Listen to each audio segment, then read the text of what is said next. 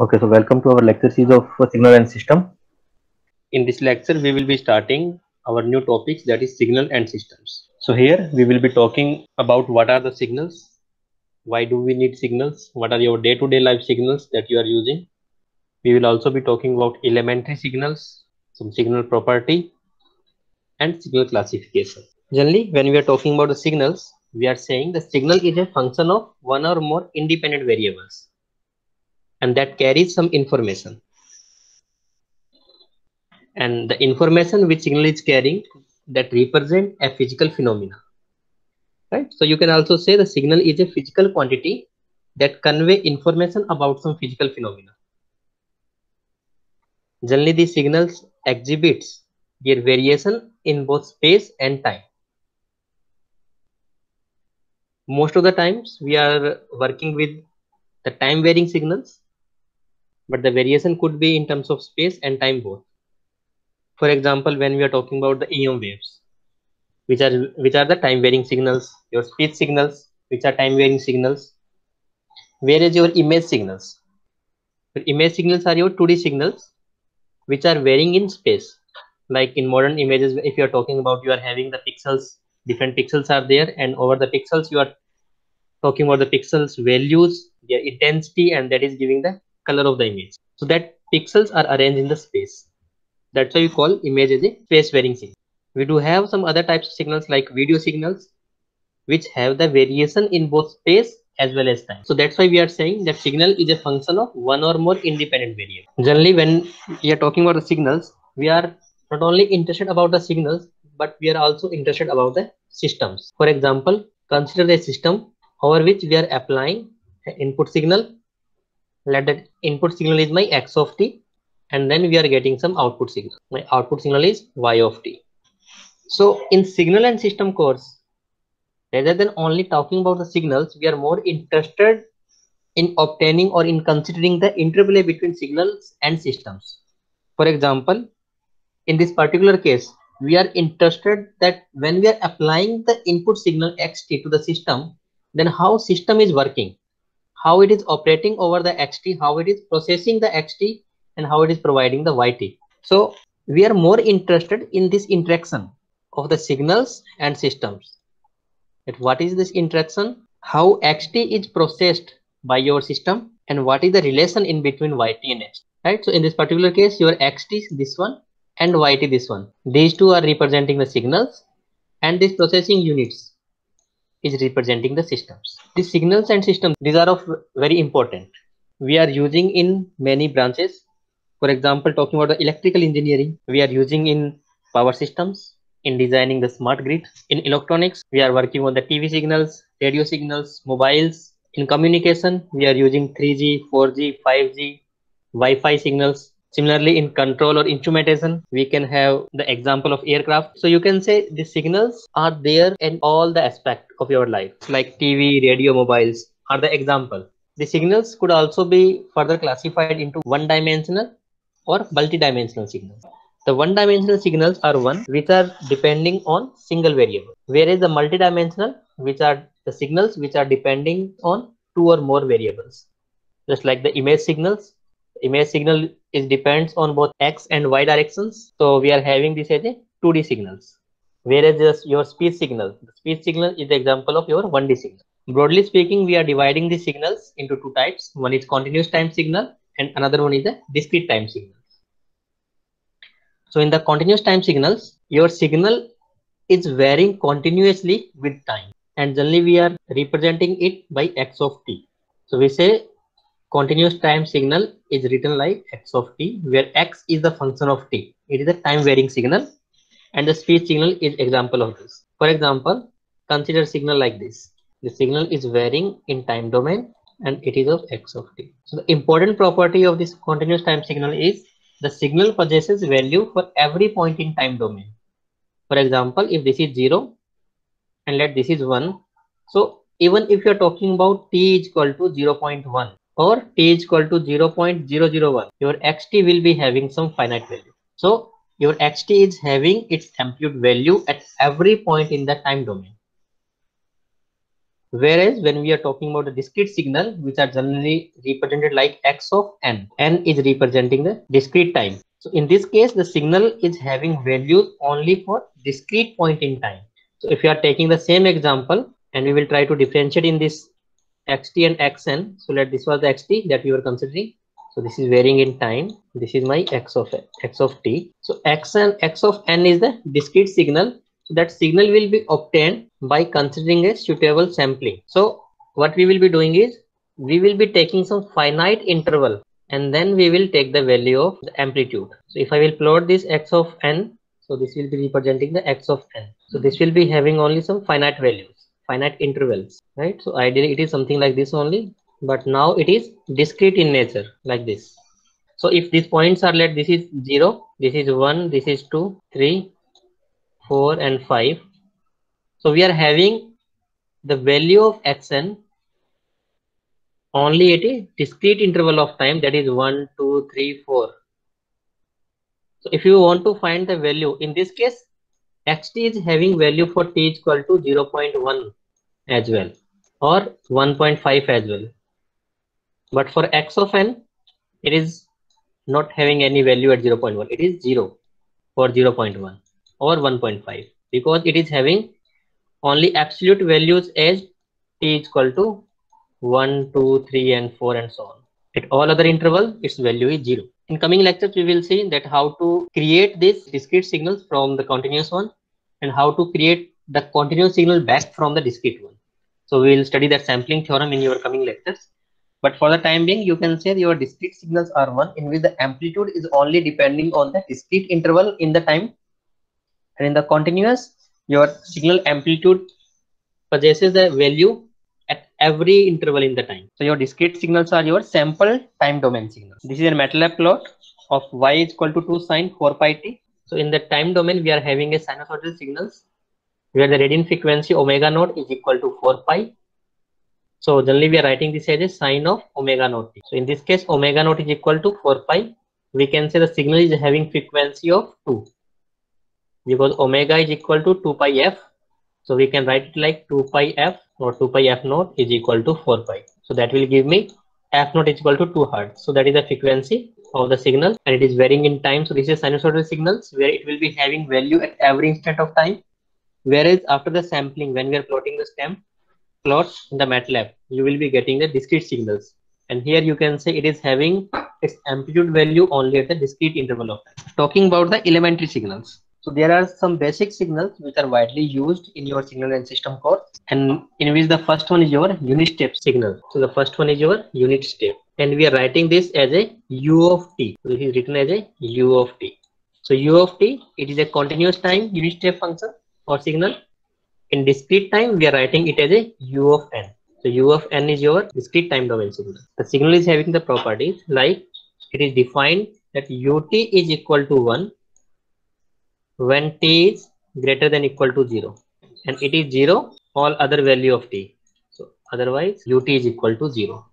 Similarly for un, we will be saying it is 1 for n greater than equal to 0 or 0 otherwise.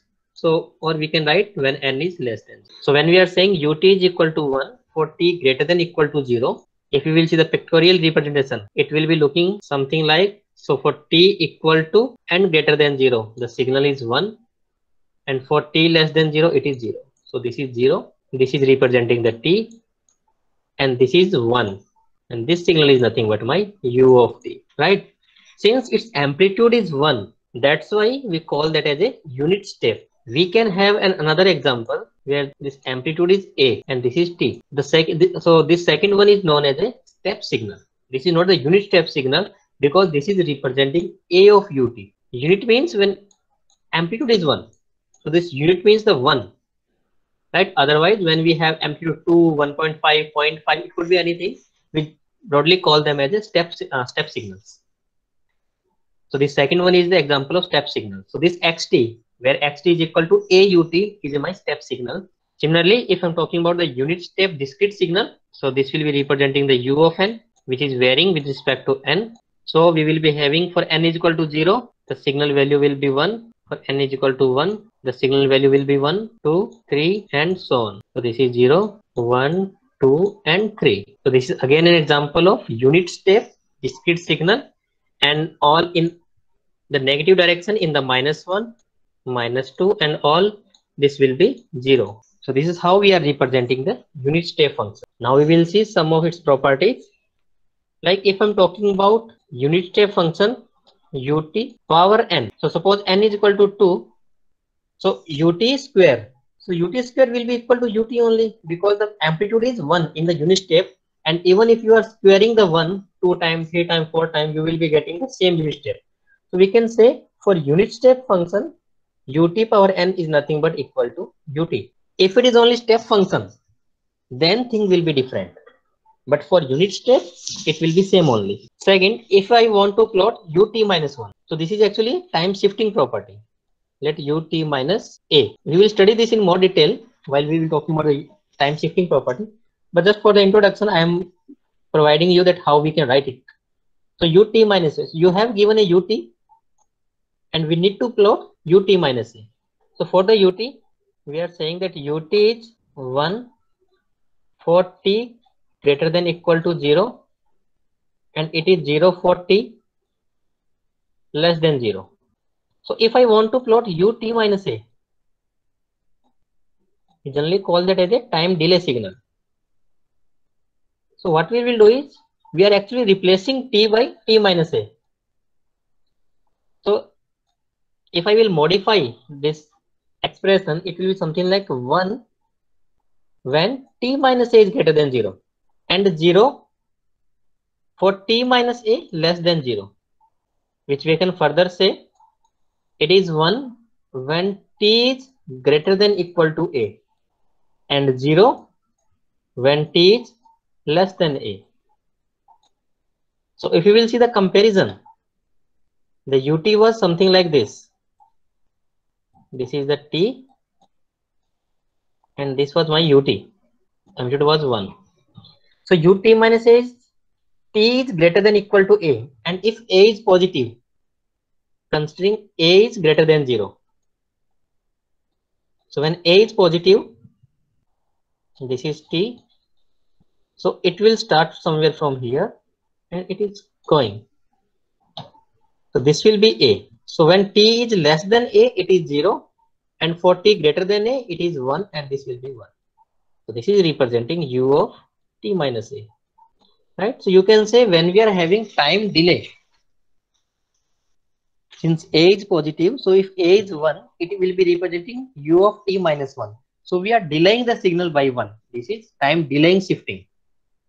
So in the time delay shifting, your signal is shifted right by that interval a. Similarly, if I'm having time advance property, time advance means when a is negative. So when a is negative, it will be time advance property. So time advance means it will be t plus a, right? So let again, if a is greater than 0, so we're talking about t plus a, this will be t plus a, and this will be t plus a. So t should be greater than equal to minus a, or t should be less than equal to less than minus a. So now if you will plot t plus a, how it will look like? A is again greater than 0. So this is t, and this is my u of t plus a that we want to plot, and a is greater than 0 only. So now what we are saying, it is 1 when t is greater than equal to minus a, and since a is positive and a positive means let a is 1, so t should be greater than equal to minus 1.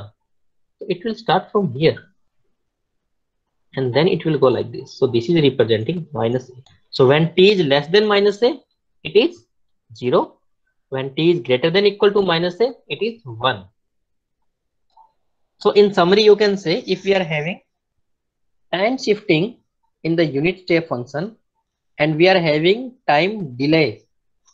So for time delay shifting, when you are delaying the signal, it will be right shifted by that interval. This is your time delay and shift right by a. And if we have time advance property, time advance means ut plus a. So your signal will be left shifted by that interval A. So this is your shift left.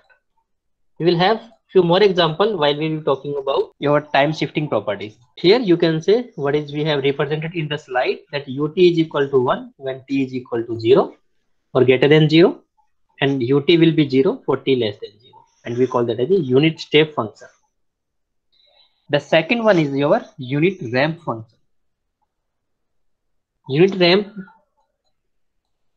we are generally written like xt is equal to rt in the time domain, or in the discrete time domain it is r of n, and the function is equal to t for t greater than 0 and 0 for t less than 0. Similarly, in the discrete domain the value will be equal to n for n greater than equal to 0 and 0 otherwise, or when n is less than 0. So again, if you will plot the signal of your unit ramp signal, it will be something like this is varying in time t, and when t is greater than equal to 0 it is varying with t only, so it is a straight line from the origin, right? So when t is equal to 1 the value is 1, when t is equal to 2 the value is 2, and when t is equal to 0 the value is 0. So this is representing your RT. Similarly, for R of n, we will be taking the discrete components. So we will be having the its amplitude value at discrete interval of time. So if the time is we are talking about 1. So for n is equal to 0, the value will be 0. For n is equal to 1, the value will be 1. For n is equal to 2, the value will be 2. For 3 and so on. So this will be representing your unit ramp signal in discrete domain. Again, we can have the same property, time shifting. So we can have time advance or time delay. So if I'm talking about the time delay, that is we want to plot r t minus 1. Let's take the discrete value. Rather than taking it as a, we want to plot r t minus 1. So how it will look like? So if this is my rt, which is varying with time t, so rt minus 1 will be something like this. It will start from 1. So this will be rt minus 1. And that part you can cross check. So how will you cross check it? Find the value of rt minus 1. So you will see rt minus 1. It will be, you need to replace t by t minus 1. So here also you will say rt minus 1 is equal to t minus 1 when t minus 1 is greater than equal to 0, or it will be 0 when t minus 1 is less than 0. So it will be t minus 1 here. So now when t is 1, for t is equal to 1, the value will be 0. So this will be the modified expression now for rt minus 1. So rt minus 1 will be t minus 1 when t is greater than equal to 1, or 0 when t is less than equal to 1. Only then you will be getting amplitude 0 when t is equal to 1. And for t less than 1, it will be 0. Similarly, we can have a rt plus 1. So rt plus 1 will be something like this is t. So rt plus 1, it will be shifted left. Previously, it was starting from 0, the original one. Now it will start from minus 1. So it will be something like this. And this will be minus 1, 0. And this is representing r of t plus 1. So this is your unit ramp signal. If you will see in the slides, we are saying rt is equal to t when t is greater than 0, or 0 when t is less than equal to 0. And again we are saying it is a unit ramp signal because here we are not talking about any amplitude multiplication. It's a RT. Generally for the ramp signal, your xt is equal to AT. Then A is the multiplication factor, but here the A is 1, so that's why we call it as a unit ramp. Otherwise, if you are having simple AT, it will be your ramp signal, not the unit ramp signal. The third one is your unit impulse signal. So in the unit impulse signal, we are writing this in terms of delta t in the time domain. And in the discrete domain, we are writing this in terms of delta n. So we are saying delta t is equal to 1 when t is equal to 0. And it is equal to 0 for all other value of t. So when t is not equal to 0. Similarly, in the discrete domain, your delta n will be equal to 1 when n is equal to 0, and it will be 0 when n is not equal to 0. So if you will plot the signal, this will be your delta t, and its value will be 1 here, 0, and this will be my t. Similarly, for delta n, if this is my delta n, its value will be 1 here for t is equal to 0. So if I want to represent delta n in terms of unit step, so what we can do is, can I write this delta n as a un?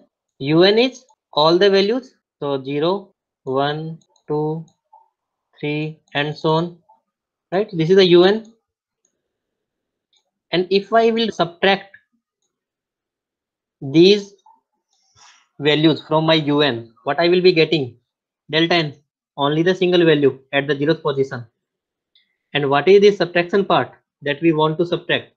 That is nothing but your u of n minus 1. Right? So I can say delta n is nothing but un minus u of n minus 1 in the discrete domain, because my u of n minus 1 will be shifted 1 in right side, right? Time delayed by 1. It will be something like this, and it will be having 0 at all other points, 0, minus 1. So this is my 1, 2, 3. So if I will subtract this u of n minus 1 from un, I will be getting only delta n. Talking about some property of delta n, if I want to integrate it from minus infinite to some value t, and we are having del t dt.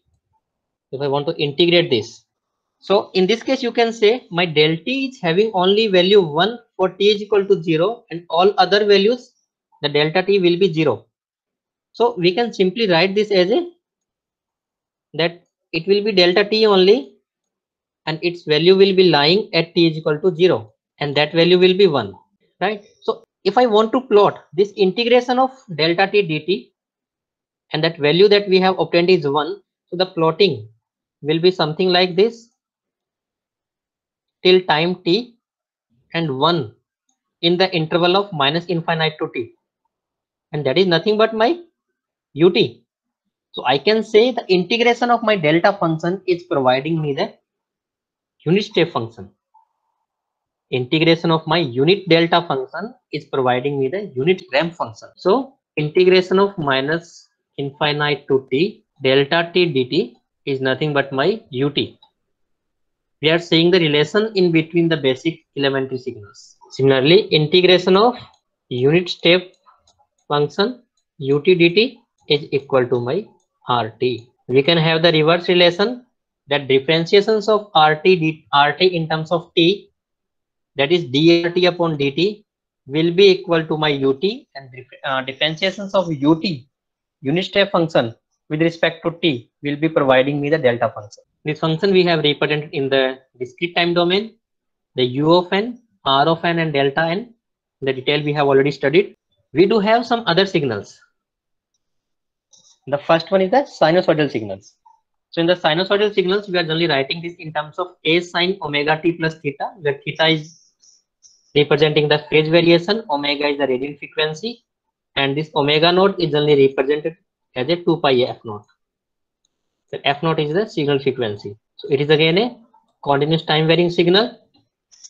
Similarly, we can have a discrete time varying signal, discrete time varying sinusoidal signal, and that example we have already seen in our starting slides while we were talking about the comparison of continuous time and discrete time signals. The another one is my exponential signals. So these exponential signals we are generally writing in terms of a e power at. In some book you will find it in terms of a power alpha t. So if I want to plot this unit exponential signal, its curvature of the plot generally depend on the a. For example, say if a is positive, a is greater than 0. So when t is also 0, it will be value will be 1. So this is varying with respect to time, and we are plotting a power at, considering a is greater than 0. So when a is let 2, if a is 2, the function will be e power 2t, and when you will vary the t, so t 0 means 1, t1 means e power 2. So this will be something like this. So it is rising exponential, where it is crossing the 1 point, and then if you will see its different value for t is equal to 1, the amplitude will be e power 2. For t is equal to 2, this amplitude will be e power 4, right? So here we are talking a is equal to 2. Similarly, if you are having a is equal to 3, a is equal to 4, the curvature will be different, but it will be rising signals. And for t negative value, it will be decreasing. So in the positive side, it is exponential increasing. Similarly, if a is less than 0, this will be t, and for t is equal to 0, since we are plotting these signals, unit exponential signal, that's why for all this t is equal to 0, the amplitude is 1 only. The center amplitude is 1 when t is equal to 0. Otherwise, if you are plotting a simple exponential signal, for t is equal to 0, this amplitude will be a. Since we are talking about a is equal to a less than 0, let a is equal to minus 2. So what we are having? We are having e of minus 2t. So you can say that when t is negative, it will be rising, because for t is equal to minus 1, it will be e power 2. For t is equal to minus 2, it will be e power 4. And for positive half, it will be decreasing. So now this will be something like a decreasing exponential. So this shape is only depend on the part of a. What if a is not positive and not negative? A is my complex term. For example, we could have another part, that is e is equal to j omega t. So this we call as a exponential, complex exponential signal. And this we have a mathematical analogy, that is e power iota theta is nothing but cos theta plus iota sin theta. So we can write this signal as a cos omega t plus iota or j sin omega t. And then we can solve this further. So in the exponential signal, we can have exponential rising signal, exponential decay signal, and complex exponential signals. The next one is the signum function. So signum function is again having some specific property, like value will be 1 when t is greater than 0. Its value will be minus 1 for t less than 0. And then at t is equal to 0, the value will be 0. So we can also write this in terms of 2 of ut minus 1. How we can write this as a 2 of ut? So what is 2 of ut? 2 of ut is my step function, not the unit step function. So this will be representing my 2 of ut. So this value is 2. Now if we will subtract 1 from it, 1 means simple ut I can say. So if I will subtract a ut from it, what I will be getting is 2 minus 1. So it will be 1. And for t less than 0, it will be minus 1. So this is minus 1. And we are getting a signum function. The fourth one is your rectangular pulse. But in this case, since we are talking about the unit rectangular pulse, it means this area will be equal to 1. So the area under this pulse will be 1. That's why we are taking the amplitude is equal to 1 upon a when mod of t is less than equal to a by 2. Because now when you will calculate the area, it will be 1. So that's why we call that as a unit rectangular pulse or unit gate function. And for modulus of t greater than a by 2, the value will be 0. We have one more function, that is sinc function, which is only represented like sine theta by theta. And we are saying for theta is equal to 0, the value of this function will be 1. So in this particular case, we have written like sine pi t upon pi t. So you can say it will be having maximum value 1 for t is equal to 0. And then it is reducing, and it will be having other harmonic, which are again decreasing in the amplitude with time. So these are the harmonics with decreased amplitude in time. This is your sinc function. So these are your elementary or basic functions which are widely used in your signal and system course. We will stop here, and in the next lecture we will be talking about the property of signals. So in that we will be talking about the time shifting, time scaling, so and many more. So this property we will start with the next lecture. Thank you.